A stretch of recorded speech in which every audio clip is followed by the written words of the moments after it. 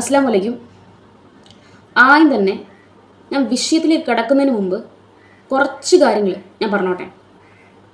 അതായത് ചില ഇസ്ലാം വിരോധികളുണ്ട്. അതിനകത്ത് എക്സ് മുസ്ലിംസ് ഉണ്ട്, ദൈവത്തെ വിശ്വസിക്കാത്ത ആൾക്കാരുണ്ട്, മറ്റു മാത്രമുള്ള കുറച്ച് ആൾക്കാരുണ്ട്, പിന്നെ ഇസ്ലാം മതത്തിൽ തന്നെയുണ്ട് ഇസ്ലാമിക് നിയമങ്ങൾക്കെതിരെ നിന്ന് ജീവിക്കുന്നവർ, അതായത് ആ പാത പിന്തുടരാത്ത കുറച്ച് ആൾക്കാർ. ഇവരെല്ലാം അടങ്ങുന്ന ഒരു ഗ്രൂപ്പ്. അതായത് ഇപ്പോൾ ആരിഫ് ഹുസൈനെ പോലുള്ള എക്സ് മുസ്ലിമാണ്, അപ്പോൾ അവർ ഒരു ഇൻഫ്ലുവൻസറാണ് അല്ലേ. അപ്പോൾ അതുപോലുള്ള ആളുകളെ സപ്പോർട്ട് ചെയ്യുന്ന, കൈയടിച്ച് പാസ്സാക്കുന്ന ഒരു കൂട്ടം ഓഫ് ആൾക്കാരാണ് ഇവർ.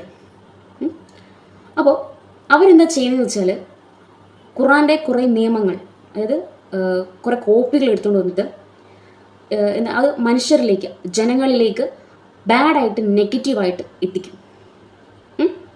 അപ്പോൾ ഞാൻ മനസ്സിലാക്കിയെന്ന് വെച്ചാൽ ഈ ഗ്രൂപ്പ് ഓഫ് ആൾക്കാർ, അവരുടെ ഒരു മൈൻഡ് സെറ്റ് എന്ന് വെച്ചാൽ ആ നിയമങ്ങൾ അങ്ങനെ ബാഡായിട്ട് തന്നെ ആൾക്കാരിൽ നിൽക്കണം. അതായത് ഒരിക്കലും അതൊരു ഉപദേശമായിട്ട് സമൂഹത്തിലെത്താൻ പാടില്ല. അതായത് ഖുറാനിലെ സത്യങ്ങൾ പുറത്തു വരുന്നത് അവർക്ക് സഹിക്കാനേ പറ്റത്തില്ല. അതായത് ആ നിയമങ്ങൾ അങ്ങനെ ബാഡായിട്ട്, നെഗറ്റീവായിട്ട് ആളുകൾ അങ്ങനെ തന്നെ നിൽക്കണം. എന്നാലല്ലേ അത് വെച്ച് അവർക്ക് ആക്ഷേപിക്കാൻ പറ്റത്തുള്ളൂ. ഇപ്പം ഞാനൊരു നിയമം വന്ന് പറയാൻ വിചാരിക്കാം, അപ്പോൾ അവരൊന്ന് പറയും ഇങ്ങനെയല്ല നിയമം, അങ്ങനെയാണ് നിയമം എന്ന് പറഞ്ഞിട്ട് നീ പോയി നിയമം പഠിക്ക്, എന്നിട്ട് കുറേ നിയമങ്ങൾ എനിക്ക് കിട്ടുന്നു തരും. കണ്ട് കണ്ട് ബോറടിച്ച്. നിങ്ങളൊരു കാര്യം മനസ്സിലാക്കാം, ഞാൻ എൻ്റെ വീഡിയോസിൽ ഖുറാൻ അടുത്ത് വെച്ചെന്ന് വായിച്ചാണ് നിങ്ങൾക്ക് മുമ്പിൽ പ്രസൻറ്റ് ചെയ്യുന്നത്. അതിലെ നിയമങ്ങളാണ് ഞാൻ നിങ്ങൾക്ക് റീഡ് ചെയ്ത് തരുന്നത്. മനസ്സിലായോ? അപ്പോൾ നിങ്ങൾ മനസ്സിലാക്കേണ്ട ഒരു കാര്യം, നിങ്ങൾ ആരിഫ് ഹുസൈനെ പോലുള്ള ആളുകളുടെ വാക്കുകൾ ഡിപ്പെൻഡ് ചെയ്യുന്നു, ഞാൻ ഖുറാനിലെ വാക്കുകൾ ഡിപ്പെൻഡ് ചെയ്യുന്നു. അപ്പോൾ നിങ്ങളെല്ലാവരും കൂടി ഖുറാൻ അങ്ങോട്ട് ഒരുപാട് വലിച്ച് കീറുന്നുണ്ട്. അതായത് ഖുറാൻ അങ്ങനെയാണ്, ഖുറാൻ ഇങ്ങനെയാണ്, തെറിയാണ് പഠിപ്പിക്കുന്നത്, അങ്ങനെ കുറേ ആക്ഷേപങ്ങൾ. അപ്പോൾ ഖുറാൻ എന്തെങ്കിലുമൊക്കെ പറയാൻ കാണൂലേ? അപ്പോൾ നമുക്ക് വിഷയത്തിലേക്ക് വരാം. ഇന്നത്തെ നമ്മുടെ വിഷയം എന്ന് പറഞ്ഞു കഴിഞ്ഞാൽ നന്മയും തിന്മയും എവിടെ നിന്നാണ് ഉത്ഭവിക്കുന്നത് എന്നുള്ളതാണ്. ഈ വിഷയവുമായി ബന്ധപ്പെട്ട് ഞാൻ മുന്നേ കുറേ വീഡിയോസിൽ പറഞ്ഞിട്ടുണ്ട്, പക്ഷെ ഞാൻ ഖുറാൻ ഇതുവരെ എക്സ്പ്ലെയിൻ ചെയ്തിട്ടില്ല. അപ്പോൾ അതുകൂടെ എക്സ്പ്ലെയിൻ ചെയ്തുകൊണ്ടാണ് ഈ വീഡിയോ ഞാൻ ചെയ്യുന്നത്. ഓക്കെ, ഞാൻ ഒരു വീഡിയോ കാണിച്ചു തരാം. ഞാൻ ഇവിടെ കണ്ടിട്ടില്ല.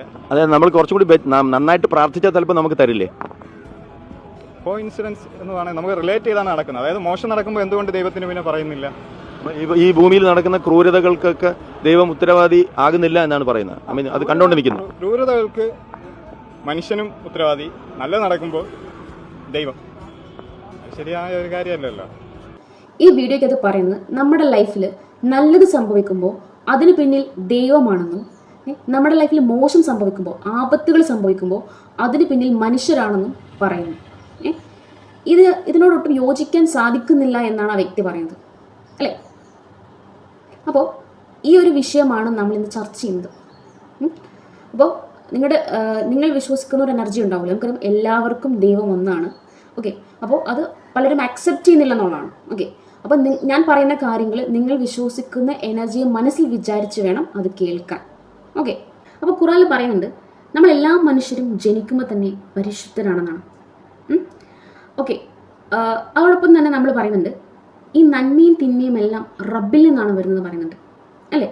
അത് നമ്മൾ ഉദ്ദേശിക്കുന്നത് വെച്ചാൽ നമ്മൾ ചെയ്യുന്ന മിസ്റ്റേക്കുകളെല്ലാം കാരണം റബ്ബാണെന്നല്ല. ഓക്കെ, അത് ഇപ്പം ഒരുപാട് ഫീലിങ്സ് ഉണ്ട്. നമുക്ക് ഒരു മനുഷ്യനെ സംബന്ധിച്ച് ഒരുപാട് ഫീലിങ്സ് ഉണ്ട്. ഇപ്പോൾ സന്തോഷമുണ്ട്, സങ്കടമുണ്ട്, നന്മയുണ്ട്, തിന്മയുണ്ട്, നമുക്ക് ദേഷ്യമുണ്ട്, അല്ലേ? അങ്ങനെ ഒരുപാട് ഫീലിങ്സ് ഉണ്ട് ഒരു മനുഷ്യനെ സംബന്ധിച്ച്. അതെല്ലാം പടച്ചോൻ എല്ലാവർക്കും കൊടുത്തിരിക്കുന്നതാണ്. അത് കൺട്രോൾ ചെയ്യാനുള്ള കഴിവ് പടച്ചോൻ എല്ലാവർക്കും കൊടുത്തിട്ടുണ്ട്. പക്ഷെ അത് കൺട്രോൾ ചെയ്യാൻ പറ്റാതെ വരുമ്പോഴാണ് നമ്മൾ വലിയ വലിയ ആപത്തുകളിലേക്ക് നമ്മൾ പോകുന്നത്. ഇപ്പോൾ പടച്ചോൻ്റെ സൈഡിൽ നിന്ന് പറയുകയാണെന്നുണ്ടെങ്കിൽ പടച്ചോനെ വിശ്വസിക്കുന്ന, സ്നേഹിക്കുന്ന, നിയമങ്ങൾ അനുസരിക്കുന്ന ഒരുപാട് ബിലീവേഴ്സ് ഉണ്ട്. അത് വളരെ ഹോണസ്റ്റ്ലി ബിലീവ് ചെയ്യുന്ന കുറേ ആൾക്കാരുണ്ട്. അവരെ പടച്ചോൻ ടെസ്റ്റ് കൊടുക്കാറുണ്ട്, പരീക്ഷിക്കാറുണ്ട്. അതായത് അങ്ങനെ അവർക്ക് ചലഞ്ചസിൽ കിട്ടാറുണ്ട്. അത് ഒരു റീസൺ ഉണ്ടാവും ആ ചലഞ്ചസ് കൊടുക്കുന്നതിന്. ഓക്കെ, അതിനപ്പുറത്തോട്ട് പടച്ചോൻ ആരെയും ഒരു തിന്മയിലേക്ക് ഒരിക്കലും അള്ളാഹ് നയിക്കില്ല. കാരണം അള്ളാഹ് ദൈവമാണ്, അല്ലേ? പക്ഷേ പടച്ചോൻ ഉദ്ദേശിച്ച് കഴിഞ്ഞാൽ ചിലപ്പോൾ നടക്കാൻ വലിയ പാടൊന്നുമില്ല. അത് നമ്മൾ മനസ്സിലാക്കിയിരിക്കുക. ഓക്കെ, പിന്നെയെന്ന് വെച്ചാൽ പണിഷ്മെൻ്റ് ആണ്. ഈ പണിഷ്മെൻ്റ് കൊണ്ട് ഉദ്ദേശിച്ചെന്ന് വെച്ചാൽ ഇപ്പം നമ്മൾ നിങ്ങളൊരു ബിലീവറാണെന്ന് വിചാരിക്കുക. അപ്പോൾ പടച്ചവനോട് ക്ഷമ ചോദിക്കുകയാണെങ്കിൽ പടച്ചവൻ എന്ത് ചെയ്യും? ക്ഷമിച്ചു തരും, ഉറപ്പായിട്ട് ക്ഷമിച്ചു തരും. പക്ഷേ ആ പാപം പൂർണ്ണമായിട്ട് തീരില്ല. ഈ ക്ഷമ കൊണ്ട് എന്താ ഉദ്ദേശിക്കുന്നത് വെച്ചാൽ, നമ്മൾ നരകവും സ്വർഗ്ഗമൊക്കെ ഉണ്ടല്ലോ, അത് വിശ്വസിക്കുന്ന ആളുകളുണ്ട് അല്ലേ? ബിലീവേഴ്സ് എല്ലാം വിശ്വസിക്കുന്ന ആൾക്കാരാണ്. അപ്പോൾ അവർക്ക് ആ ഒരു ശിക്ഷയിൽ നിങ്ങൾക്ക് പൂർണ്ണമായിട്ടും മുക്തി നേടാൻ പറ്റും. പക്ഷേ എന്താണ്, നമ്മുടെ ഈ ജീവിതത്തിൽ നമ്മൾ എന്ത് ചെയ്യും? അതിനുള്ള പണിഷ്മെൻറ്റ് നേരിടേണ്ടി വരും. ആ കർമ്മ ഇവിടെ തീർന്നിട്ടേ നമ്മൾ എന്ത് ചെയ്യുള്ളൂ? പടച്ചവൻ്റെ ലോകത്തേക്ക് പോവുള്ളൂ. അതാണ് ഒരു ബിലീവറിന് കിട്ടുന്നൊരു ഗിഫ്റ്റ് എന്ന് പറഞ്ഞു കഴിഞ്ഞാൽ. ഓക്കെ, അത് ആ ക്ഷമയുടെ അർത്ഥമാണ്. അതായത് പണ്ട് നമ്മളൊരു മിസ്റ്റേക്ക് ചെയ്തു, ആ മിസ്റ്റേക്ക് നമ്മൾ മറന്നുപോയി, എന്നിട്ട് നമ്മൾ ലൈഫിൽ മുന്നോട്ട് പോയിക്കൊണ്ടിരിക്കുകയാണ്. അപ്പോൾ പെട്ടെന്നൊരു പെയിൻ ഉണ്ടാവുകയാണ്. അപ്പോൾ നമ്മൾ ചിന്തിക്കുകയാണ് എന്താ ഈ പെയിനുള്ള റീസൺ. അപ്പോൾ നമ്മുടെ മനസ്സിലേക്ക് ആ മിസ്റ്റേക്ക് ഓർമ്മയിലേക്ക് വരികയാണ്. അപ്പോൾ നമ്മൾ മനസ്സിലാക്കേണ്ടത്, നമ്മൾ ആ ചെയ്ത മിസ്റ്റേക്കിനുള്ള ബലമാണ് നമ്മളിപ്പോൾ ഫേസ് ചെയ്യുന്നത് നമ്മൾ മനസ്സിലാക്കാം. ഇപ്പം എല്ലാ ബിലീവേഴ്സും അത് നോട്ടീസ് ചെയ്യാന്നുള്ളതാണ്. എല്ലാവരുടെ ലൈഫിലും നടക്കുന്നുണ്ട്. പക്ഷെ നമ്മളാരും ശ്രദ്ധിക്കുന്നില്ല എന്നുള്ളതാണ്. കാരണം നിങ്ങൾ ചെയ്യുന്ന മിസ്റ്റേക്കുകളുള്ള ശിക്ഷ നിങ്ങൾക്ക് ഈ ജീവിതത്തിൽ തന്നെ കിട്ടും. അപ്പോൾ ആ കർമ്മം കഴിഞ്ഞു പോവാണ്. മനസ്സിലായില്ലേ? അപ്പോൾ നിങ്ങൾക്ക് എന്താണ്, നമ്മൾ ആ നരകത്തിൽ നിന്ന് രക്ഷപ്പെടണം. പക്ഷെ നമ്മൾ രക്ഷപ്പെടുത്തുകയാണ് ചെയ്യുന്നത്. ഓക്കെ, പിന്നെയെന്ന് വെച്ചാൽ ബിലീവർ അല്ലാത്ത ആളുകൾ, അവരെക്കുറിച്ച് പ്രത്യേകിച്ച് ഒന്നും പറയാനില്ല, അറിയാലോ. അതായത് എന്താണ്, അവർക്ക് പഠിച്ചോണ്ട് യാതൊരു സപ്പോർട്ടും ഉണ്ടാവില്ല, അത്രേ ഉള്ളൂ. ഇപ്പോൾ നിങ്ങൾ ഏത് വിശ്വാസിയായാലും ശരി, ഇപ്പം മുസ്ലിം ആവാം, ക്രിസ്ത്യൻ ആവാം, ഹിന്ദു ആവാം, ഏത് വിശ്വാസിയാണെങ്കിലും നമ്മൾ ചെയ്ത തെറ്റിനുള്ള ശിക്ഷ അത് നമ്മൾ തന്നെ ഫേസ് ചെയ്യണം. അത് ദൈവം നമുക്ക് തന്നിരിക്കും. നിങ്ങളൊരു വിശ്വാസിയാണെന്നുണ്ടെങ്കിൽ നിങ്ങൾ മനസ്സിലാക്കുക, അത് നിങ്ങൾക്ക് തരുന്നത് അത് നിങ്ങളെ പ്യൂരിഫൈ ചെയ്യാൻ വേണ്ടിയാണ്. അത് കഴിയുമ്പോൾ നമ്മളതിൽ നിന്ന് ഫ്രീ ആവുകയല്ലേ ചെയ്യുന്നത്, അല്ലേ? അപ്പോൾ അതിൽ നമ്മൾ പ്യൂരിഫൈ ചെയ്യാണ്. അപ്പോൾ അത് ദൈവം നിങ്ങൾക്ക് തരുന്ന ഗിഫ്റ്റാണെന്ന് മനസ്സിലാക്കുക, കേട്ടോ. ഇനി അടുത്തത് നമുക്ക് കാര്യത്തിലേക്ക് വരാം. അതായത് ഖുർആനിൽ എന്താണ് ഇതിനെക്കുറിച്ച് പറഞ്ഞിരിക്കുന്നത് നമുക്ക് നോക്കാം. ഓക്കെ, നിനക്ക് ലഭിക്കുന്ന നന്മ അള്ളാഹുവിൽ നിന്നുള്ളതാണ്, നിന്നെ ബാധിക്കുന്ന ആപത്ത് നിന്റെ പക്കൽ നിന്ന് തന്നെ ഉണ്ടാകുന്നതും. ഇതിൻ്റെ വിശദീകരണം തരുന്നുണ്ട്. മനുഷ്യൻ പുരോഗതി പ്രാപിക്കുന്നത് അള്ളാഹു നിശ്ചയിച്ച വ്യവസ്ഥകളുടെ ഫലമായാണ്. അതായത് നമ്മൾ മനുഷ്യർ ഡെവലപ്പ് ആകുന്നത് എന്തുകൊണ്ടാണ്? അള്ളാഹു നിശ്ചയിച്ചത് കൊണ്ടാണ്. അതായത് ഒരു പേഴ്സൺ ഹാർഡ് വർക്ക് ചെയ്തിട്ടുണ്ടെങ്കിൽ അതിന് ബലം കിട്ടണമെങ്കിൽ പഠിച്ചും തീരുമാനിക്കണം, അല്ലേ? അതാണ് പറഞ്ഞത്. പിന്നെ അതുപോലെ തന്നെ വല്ല അധപ്പതനവും ബാധിക്കുന്നുണ്ടെങ്കിലോ അത് അള്ളാഹുവിൻ്റെ നിയമം ലംഘിച്ചതിൻ്റെ ഫലമാണ്. അത് പടച്ചോനെ അല്ലെങ്കിൽ ദൈവത്തിനെ നിഷേധിക്കുമ്പോഴാണ് നമുക്ക് പ്രശ്നങ്ങൾ ഉണ്ടാകുന്നത്. ഓക്കെ, അത് നമ്മുടെ ലൈഫിൽ തനിയെ സംഭവിക്കുന്നതാണ്. അവിടെ പടച്ചോന് സപ്പോർട്ട് ഉണ്ടാവില്ല, ആണ് മനസ്സിലാക്കേണ്ടത്. ഓക്കെ, ഒന്നുകൂടെ നോക്കാം. അപ്പോൾ ഇവർ ഈ പടച്ചോനെ അല്ലെങ്കിൽ ദൈവത്തെ നിഷേധിക്കുമ്പോൾ എന്താ, ആ സ്വഭാവത്തിൻ്റെ ഫലമായി അള്ളാഹു അവരുടെ ഹൃദയങ്ങൾക്കും ചെവികൾക്കും മുദ്ര വെച്ചിരിക്കുന്നു. അവരുടെ കണ്ണുകളിന്മേൽ ഒരു മൂടിയുമുണ്ട്. അവർക്ക് ജീവിത വിജയമില്ല, മറിച്ച് കഠിന ശിക്ഷയാണ് ഉള്ളത്. ഇതിൻ്റെ വിശദീകരണം എടുത്താലേ നമുക്ക് ക്ലാരിറ്റി കിട്ടത്തുള്ളൂ. ഓക്കെ, അതാണ് ഈ ഖുറാൻ്റെ സ്പെഷ്യാലിറ്റി എന്ന് പറയുന്നത്. ഓക്കെ, നോക്കാം. മനുഷ്യഹൃദയം ദുഷിച്ച ചിന്തകളിൽ മുഴുകിപ്പോകുമ്പോൾ ഉത്കൃഷ്ട ചിന്തകൾക്ക് അതിൽ പ്രവേശിക്കാനുള്ള മാർഗങ്ങൾ അടഞ്ഞു പോകുന്നു. അതായത് ആദ്യം ഹൃദയത്തിന് കറ ബാധിച്ച പോലെയാണ് ഉണ്ടാവുക. ക്രമേണ ആ കറ കട്ടിപ്പിടിച്ച് യാതൊരു പഴുതുമില്ലാത്ത ഒരു മൂടി പോലെയായിത്തീരും.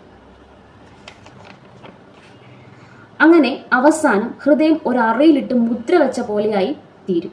അതായത് ആദ്യഘട്ടത്തിൽ ദുഷിച്ച ചിന്തകൾ മനുഷ്യ ഹൃദയത്തെ മലിനപ്പെടുത്തുന്നു. രണ്ടാമത്തെ ഘട്ടത്തിൽ എന്താണ്, ഈ ഹൃദയ മാലിന്യങ്ങൾ മേൽക്കുമേലായി ഒട്ടിപ്പിടിച്ച് ഹൃദയം ഒരു അറ പോലെ മാറുന്നു. അപ്പോൾ ഈ രണ്ട് ഘട്ടങ്ങളിലും നമുക്ക് നമ്മുടെ ഹൃദയത്തെ മോചിപ്പിക്കാൻ സാധ്യമാണ്. അതായത് നന്മയിലേക്കൊരു തിരിച്ചുപോക്ക് സാധ്യമാണെന്നുള്ളതാണ്. എന്നാൽ അവസാന ഒരു ഘട്ടമുണ്ട്, മൂന്നാമത്തെ ഘട്ടം. ആ ഘട്ടത്തിൽ നമ്മൾ ഹൃദയത്തെ മുദ്ര വയ്ക്കും. അതായത് നമുക്ക് നന്മയിലേക്ക് തിരിച്ചു പോവുക അല്ലെങ്കിൽ നമ്മുടെ ഹൃദയത്തെ മോചിപ്പിക്കുക, ഇതൊക്കെ അസാധ്യമാണ് എന്നാണ് ഖുർആൻ പറയുന്നത്. ഓക്കെ, അപ്പോൾ ഇത്തരക്കാരുടെ ഹൃദയത്തിൽ മുദ്ര വെക്കുന്നത് അള്ളയാണോ അല്ലെങ്കിൽ നിങ്ങൾ വിശ്വസിക്കുന്ന ദൈവമാണോ അതോ മനുഷ്യരാണോ? പറ, ആരാണ്?